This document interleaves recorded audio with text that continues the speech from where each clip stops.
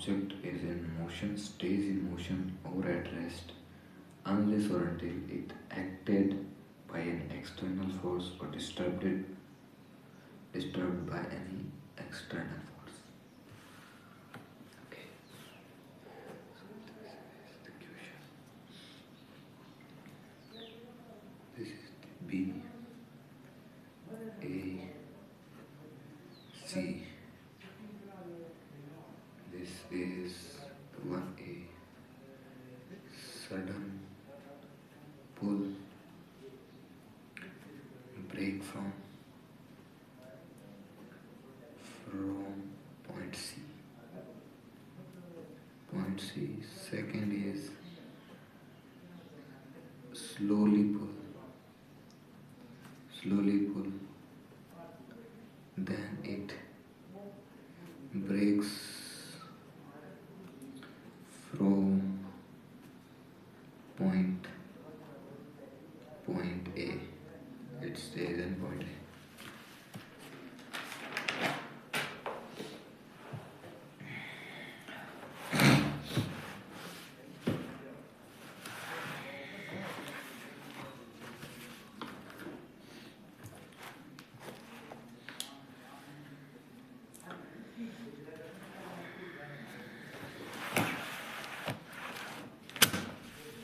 So, normal reaction is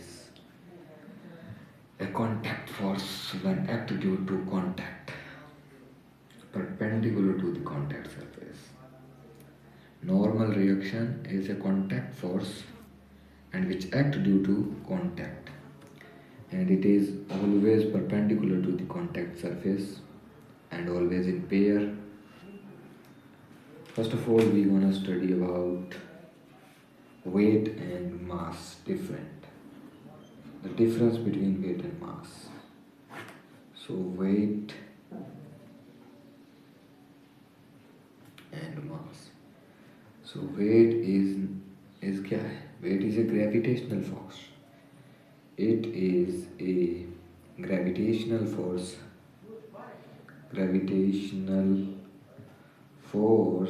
acting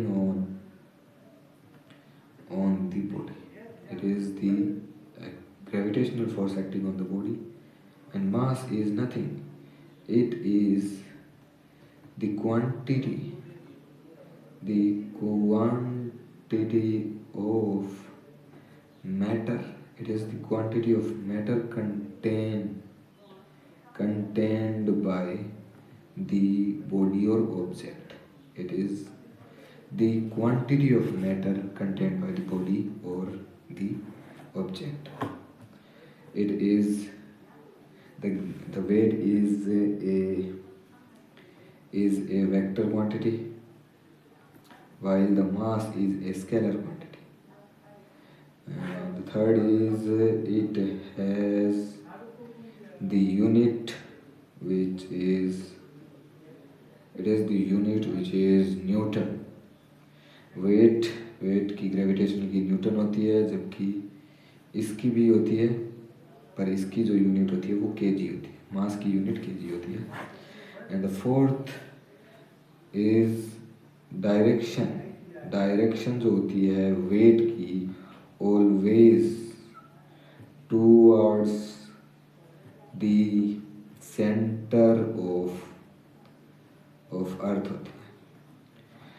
wait यानी gravitational force की जो डायरेक्शन होती है वो always toward the centre of earth होती है, मतलब डाउनवर्ड होती है. एंड मास की कोई डायरेक्शन नहीं होती है, ये डायरेक्शन लेस होता है. सो ये डिफरेंस है वेट और मास के अंदर. वेट ग्रेविटेशनल फोर्स है जो कि बॉडी पे लग रही है, mg, F बराबर mg. ये एक वेक्टर क्वांटिटी है. It is A vector quantity, unit इसकी न्यूटन होती है, और डायरेक्शन जो होती है वेट की वो टूवर्ड सेंटर ऑफ अर्थ होती है, ऑलवेज यानी डाउनवर्ड. और मास क्या है? Mass a quantity of matter contained in the body. It is a scalar quantity और इसकी यूनिट होती है केजी, और इसकी कोई डायरेक्शन नहीं होती है, ये डायरेक्शन लेस होती है. अब फाइनल टॉपिक है normal reaction. Normal reaction. So normal reaction होती है, it is a contact force. It is a contact force which act due to contact.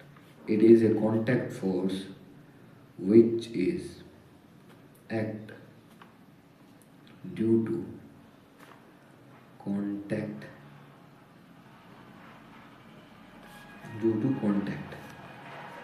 and it is perpendicular to the contact surface के perpendicular इसकी direction होती है। अगर देखें तो ये लगता कहाँ पे है, जब कांटेक्ट में आती है कोई दो चीज़ें तो नॉर्मल रिएक्शन लगता है, क्योंकि ये कांटेक्ट फोर्स है। और होता क्या है, परपेंडिकुलर सरफेस, ये जो सरफेस है इसके परपेंडिकुलर ये फोर्स एक्ट करता है। And it is always in pair, it is always in pair, it is always in pair। like ground पे कोई मास m रखा हुआ है, तो ये मास m ग्राउंड पे n नॉर्मल रिएक्शन लगाएगा n, और ग्राउंड मास पर n नॉर्मल रिएक्शन लगाएगा। ये नॉर्मल है ऑन ब्लॉक, ये है ऑन अर्थ और ग्राउंड। अगर कोई वॉल है उसके कोई मास चिपकाया गया है तो ये वॉल पर लगेगा on ground, not on ground, know on wall. और ये इधर एन लगेगा, ये लगेगा ऑन ब्लॉक। और अगर कोई इंक्लाइन प्लेन है तो कोई मास रखा हुआ है इस पर, तो भी इसका जो नॉर्मल रिएक्शन है वो on perpendicular, on incline plane. ये नॉर्मल रिएक्शन जो है वो ऑन इंक्लाइन प्लेन होगा, इंक्लाइंड प्लेन। और ये वाला जो होगा ये होगा on block, like this. Normal reaction हमेशा पेयर में लगती है। ये कॉन्टैक्ट फोर्स है, जो अगर दो चीज़ें कॉन्टैक्ट में आती है तभी लगता है, और हमेशा perpendicular to the contact surface लगता है। ठीक है, it's done. Now where is this? Isn't Tsunozi? Okay, I need this.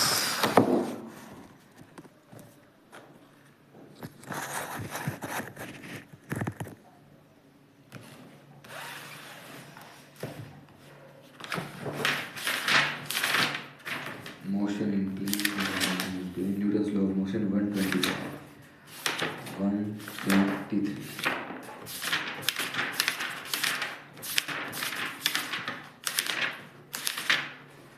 Motion in plane 123, and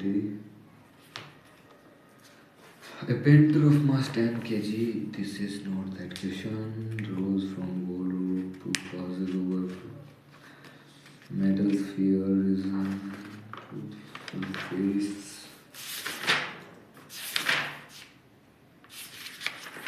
Sprint of constant k, that is not. We need to answer some questions like three forces like F1, F2 and F3 are simultaneously acting on a particular particle of mass m to keep it in equilibrium. If F1 force is reversed in direction only, the acceleration of the particle will be. Three forces F1, F2 and F3 are simultaneously acting on a particle of mass m and keep it in equilibrium. Okay. If F1 force is reversed in direction only, the acceleration of the particle will be. ये तीनों simultaneously लग रहे हैं तब जाकर equilibrium में है। सो अगर ये उल्टा हो गया सो ये दोनों मिलकर इसको बराबर कर रहे थे। F3 माइनस F2 बराबर F।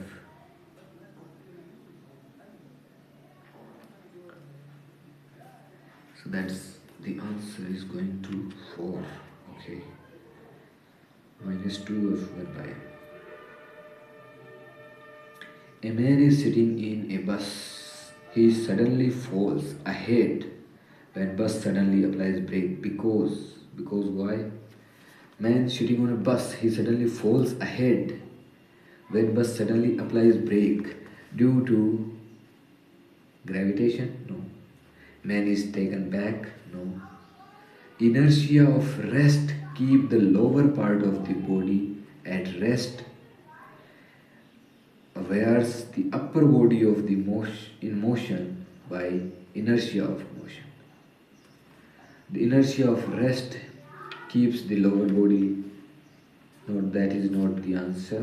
इसका होता है कि जब inertia of motion की वजह से सडनली ब्रेक लगाते हैं तो हमारे लोअर बॉडी जो कांटेक्ट में होती है उसकी वजह से उस पर laws of motion, inertia of motion नहीं लगता और वो उसके कांटेक्ट में होने के साथ रेस्ट में आ जाती है। पर अपर बॉडी जो होती है वो मोशन में होती है, दैट्स व्हाई अहेड गिरते हैं।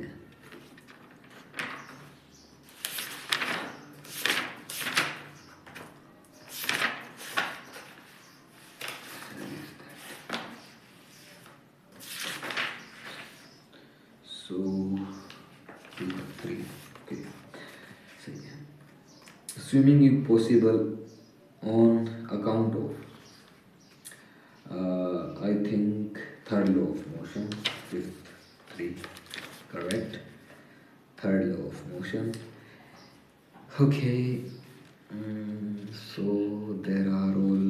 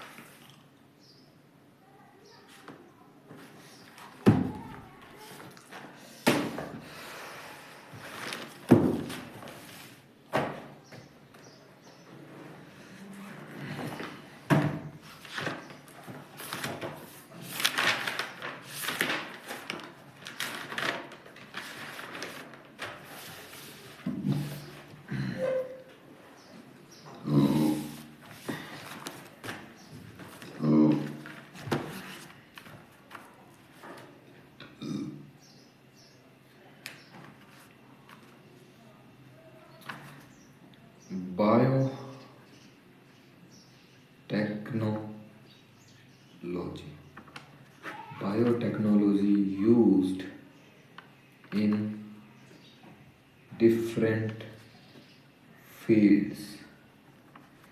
जैसे पहला हो गया जेनेटिक डिजीजेज हटाने के लिए, जेनेटिक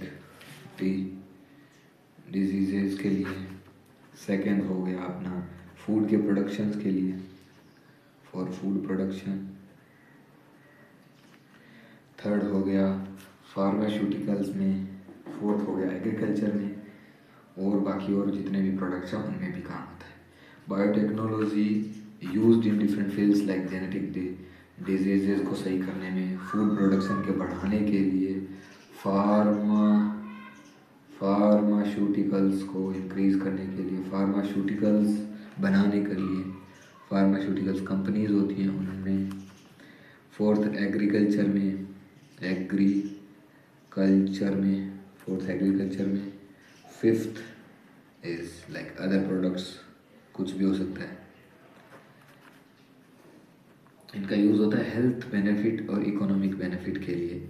मतलब mostly biotechnology health benefit, HEALTH, health benefit and economic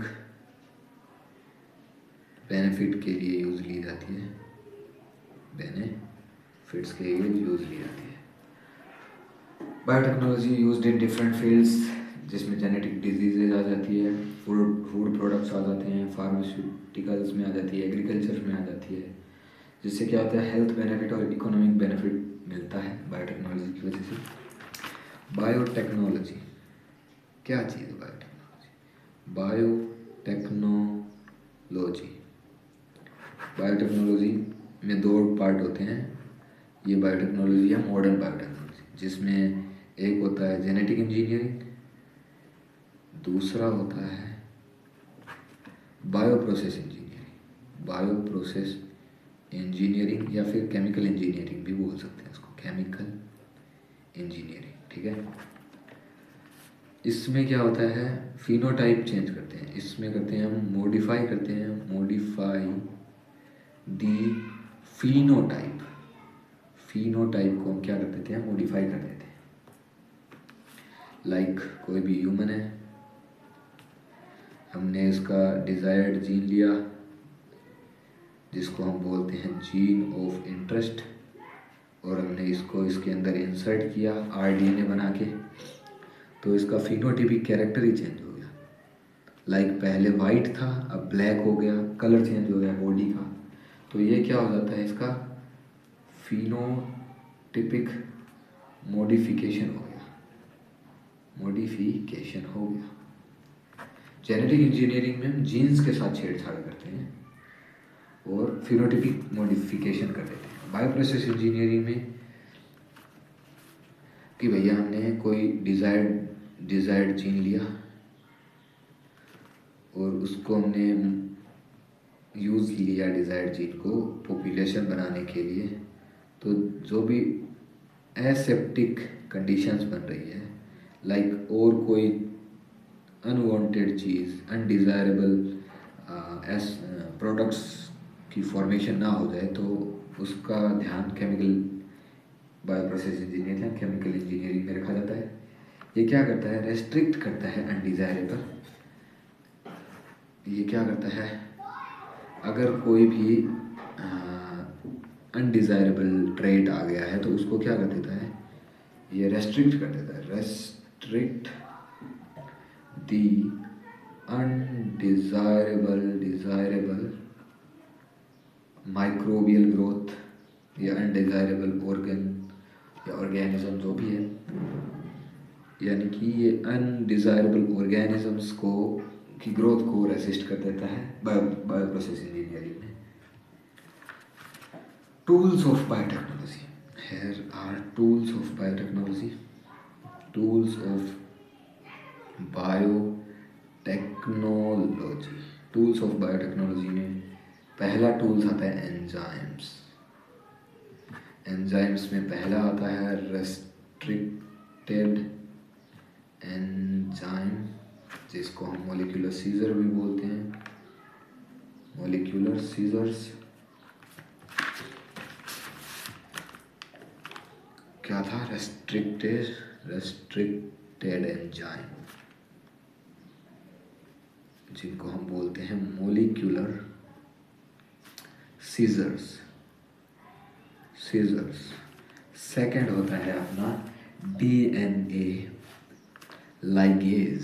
DNA ligase का काम होता है, ये क्या करता है, ये केमिकल ग्लू के रूप में काम करता है, ये होता है chemical glue.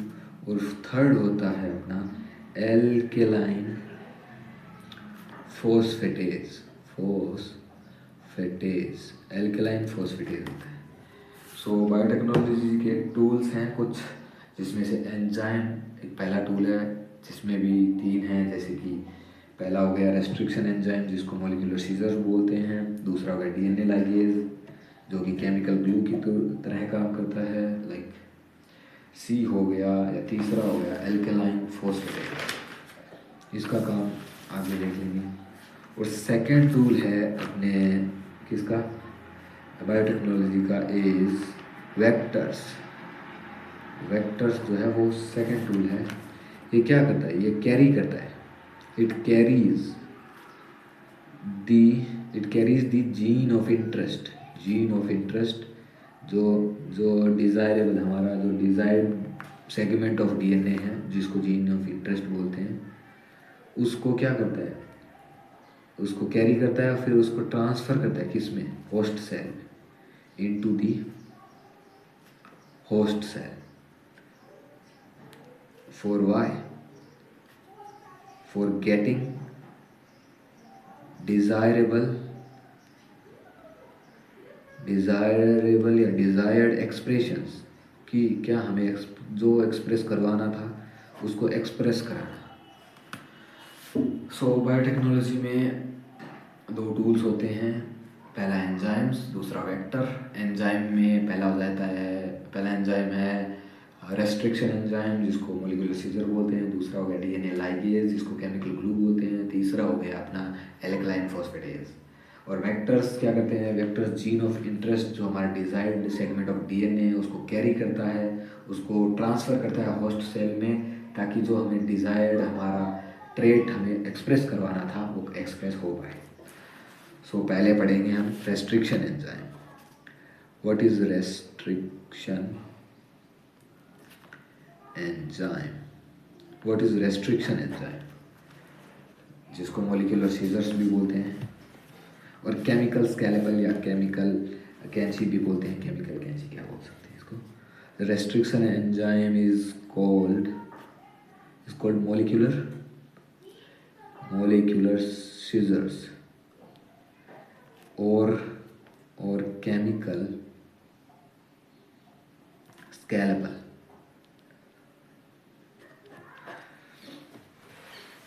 Restriction enzyme called molecular scissors or chemical scalpels.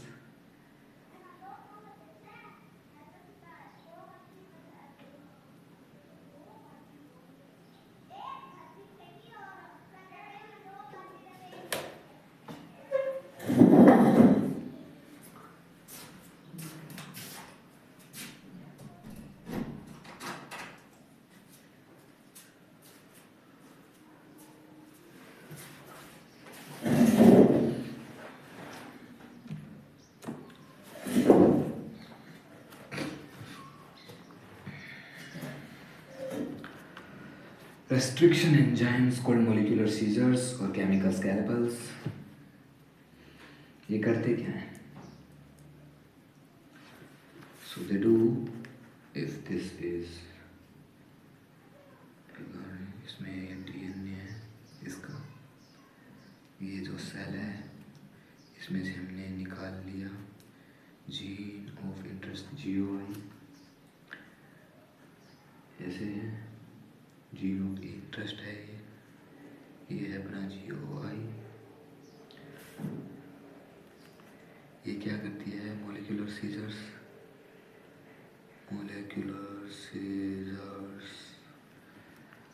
ये करती है अपनी साइट स्पेसिफिक क्लीवेज, ये साइट स्पेसिफिक क्लीवेज करती है।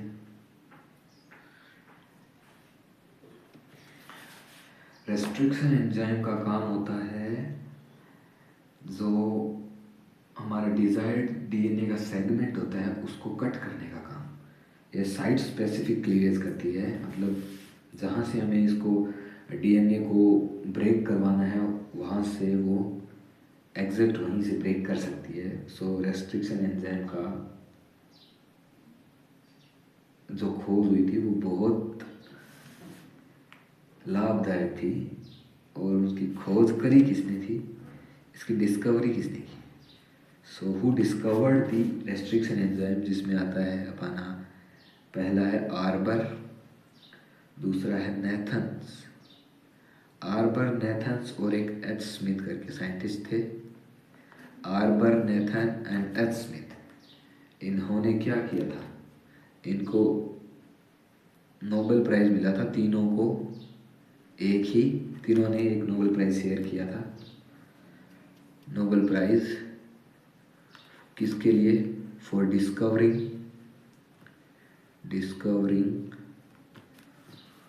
What the restriction enzyme. So Arber, Nathans और एच स्मिथ तीन साइंटिस्ट थे, तीनों ने रेस्ट्रिक्शन एंजाइम की डिस्कवरी की थी। इसके लिए इन तीनों ने नोबेल प्राइज़ भी शेयर किया था। मतलब ये तीनों को एक नोबेल प्राइज़ मिला था रेस्ट्रिक्शन एंजाइम की डिस्कवरी के लिए। इन्होंने क्या डिस्कवरी, कैसे डिस्कवरी की? They have observed they have observed that in bacteria, they observed that in bacteria some enzymes, bacteria, they observed that in bacteria some enzymes are produced which restrict, yes, they have observed that in bacteria some enzymes are produced which restrict or resist the multiplication of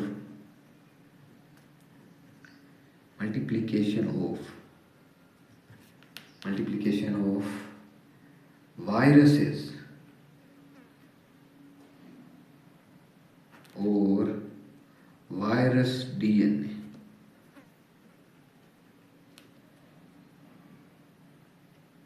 By how? By cutting the virus DNA from specific sites.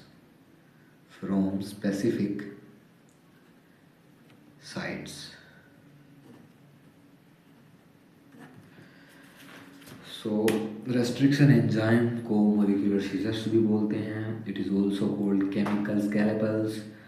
ये करता क्या है? ये जो भी DNA का part, DNA होता है उसमें जो हमारा डिज़ायरेबल सेगमेंट होता है कि हमें ये डीएनए का एक स्पेसिफिक पार्ट चाहिए, तो वो उसको कट करने का काम करता है. ये साइट स्पेसिफिक क्लीवेज करता है.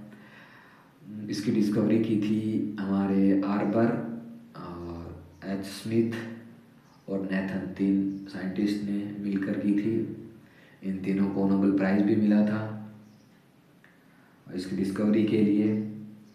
और ये एंजाइम इन्होंने कैसे डिस्कवर किया? कि इन्होंने देखा कि कुछ बैक्टीरिया में, नॉट कुछ में, ऑलमोस्ट सभी बैक्टीरिया में कुछ एंजाइम ऐसे प्रोड्यूस करते हैं बैक्टीरिया जो वायरस के मल्टीप्लिकेशन को रोकता है by cutting viruses DNA from specific sites. और उन्हें रेस्ट्रिक्शन एंजाइम नाम दिया. और क्यों दिया restriction enzyme? It named restriction enzyme because it restrict the multiplication of viruses. मतलब ये वायरस के मल्टीप्लिकेशन को रेसिस्ट करता था, इसलिए इसका नाम जो है रेस्ट्रिक्शन एंजाइम दिया गया. It's a good thing.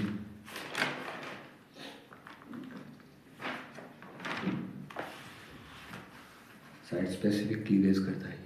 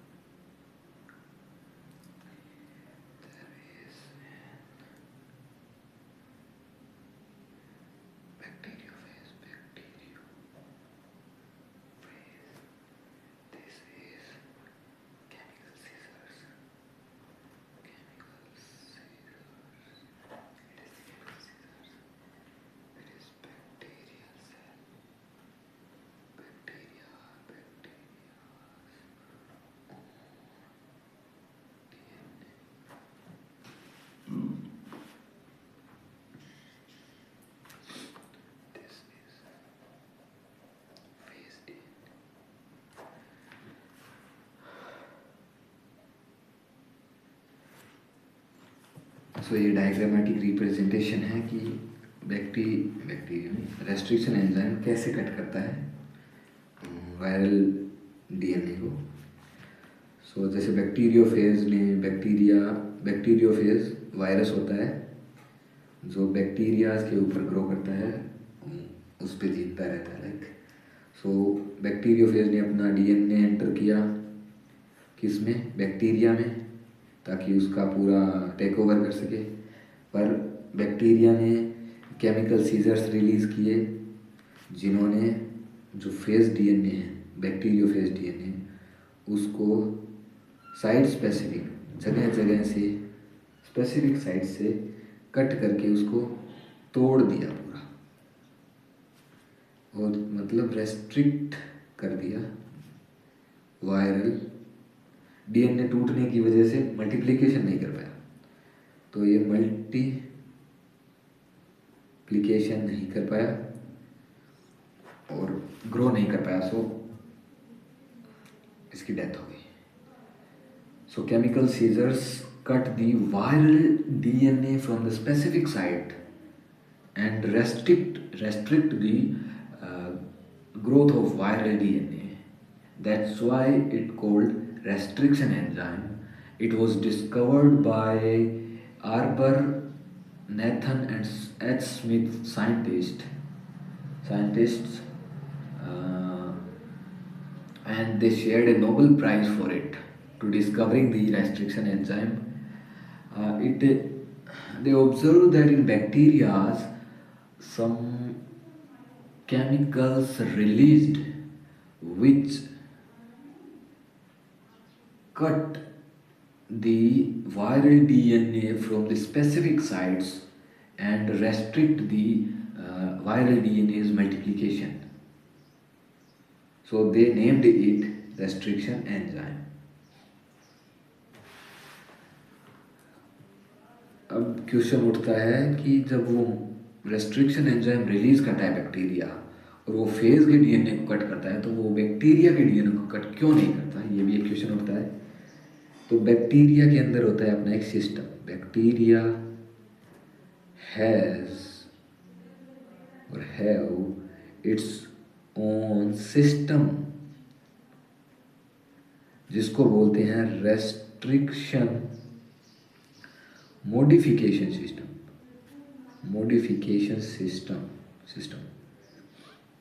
मतलब ये जो रेस्ट्रिक्शन एंजाइम है उससे बचने के लिए मॉडिफिकेशन कर लेता है कुछ, जिसको हम रेस्ट्रिक्शन मॉडिफिकेशन सिस्टम बोलते हैं। इसमें दो चीज़ें हैं, एक तो देखो रेस्ट्रिक्शन एंजाइम है, और दूसरा हो जाता है मॉडिफायर एंजाइम।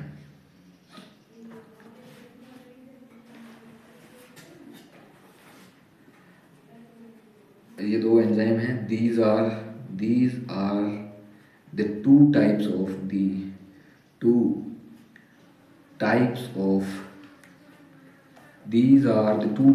of enzymes.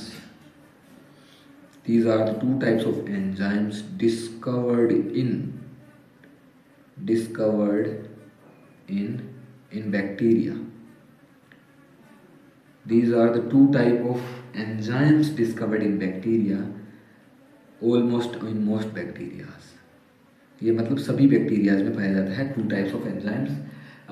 क्या कौन से, रेस्ट्रिक्शन एंजाइम और मॉडिफायर एंजाइम। अब रेस्ट्रिक्शन एंजाइम क्या करता है?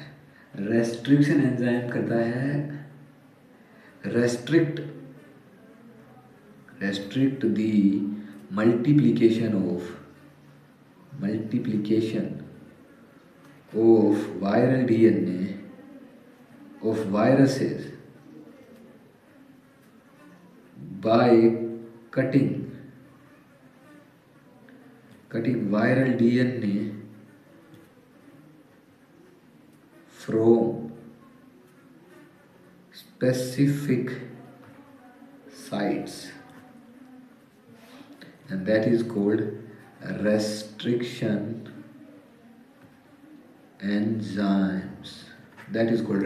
enzymes. And second आता है another enzyme adds methyl group